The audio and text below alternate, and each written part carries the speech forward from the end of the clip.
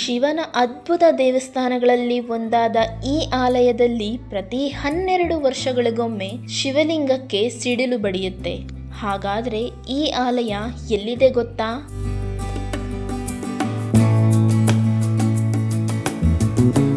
ಹಿಮಾಚಲ ಪ್ರದೇಶದ ಕುಲ್ಲು ಜಿಲ್ಲೆಯ ಬಿಜ್ಲಿ ಮಹಾದೇವ ದೇವಸ್ಥಾನದಲ್ಲಿ ಪ್ರತಿ 12 ವರ್ಷಕ್ಕೊಮ್ಮೆ ಶಿವಲಿಂಗಕ್ಕೆ ಸಿಡಿಲು ಬಡಿದು ಅದು ಒಡೆಯೋದು ನಿಗೂಢ ಪವಾಡ ಅಂತಾನೆ ಪ್ರಸಿದ್ಧ ಆಗಿದೆ. ಈ ದೇವಸ್ಥಾನ ಬೆಟ್ಟದ ಎತ್ತರದಲ್ಲಿರೋದ್ರಿಂದ ಸಹಜವಾಗಿ ಸಿಡಿಲು ಬಡಿತಕ್ಕೂ ಹೆಚ್ಚು ಅವಕಾಶ ಇದೆ ಅಂತ ವಿಜ್ಞಾನಿಗಳು ಹೇಳ್ತಾರೆ. ಆದ್ರೆ ಪುರಾಣದ ಪ್ರಕಾರ ಶಿವನ ಆಜ್ಞೆಯಿಂದ ಇಂದ್ರ ಪ್ರತಿ 12 ವರ್ಷಕ್ಕೊಮ್ಮೆ ಮಿಂಚು ಬಡಿತಾನೆ ಅಂತ ನಂಬಲಾಗಿದೆ. ಇಲ್ಲಿ ಆಶ್ಚರ್ಯಗೊಳಿಸೋ ವಿಷಯ ಏನಂದ್ರೆ ದೇವಸ್ಥಾನಕ್ಕೆ ಸಿಡಿಲು ಬಡಿದ್ರೂ ಕೂಡ ದೇವಸ್ಥಾನಕ್ಕೆ ಯಾವುದೇ ಹಾನಿ ಆಗೋದಿಲ್ಲ.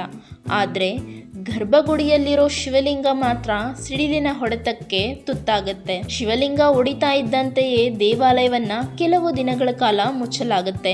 ನಂತರ ಅಲ್ಲಿನ ಅರ್ಚಕರು ನೆಲಗಡಲೆ ಹಿಟ್ಟು, ಬೇಳೆ ಮತ್ತೆ ಬೆಣ್ಣೆ ಪೇಸ್ಟ್ ನ ಬಳಸಿ ಲಿಂಗಕ್ಕೆ ಲೇಪನ ಮಾಡಿ ಮತ್ತೆ ಪೂಜೆಗೆ ತಯಾರಿ ಮಾಡ್ತಾರೆ. ಕೆಲವೇ ದಿನಗಳಲ್ಲಿ ಅದು ಮೊದಲಿನ ತರನೇ ಕಾಣಿಸುತ್ತೆ. ಈ ಅಚ್ಚರಿಯ ಪವಾಡವನ್ನ ನೋಡೋಕೆ ಸಾವಿರಾರು ಭಕ್ತರು ಬಿಜ್ಲಿ ಮಹಾದೇವನ ದರ್ಶನಕ್ಕೆ ಬರ್ತಾರೆ. ನಿಜವಾಗ್ಲೂ ಇದು ಒಂದು ಭಾರತದ ಪುಣ್ಯ ಕ್ಷೇತ್ರ ಅಂತಾನೆ ಹೇಳ್ಬೋದು.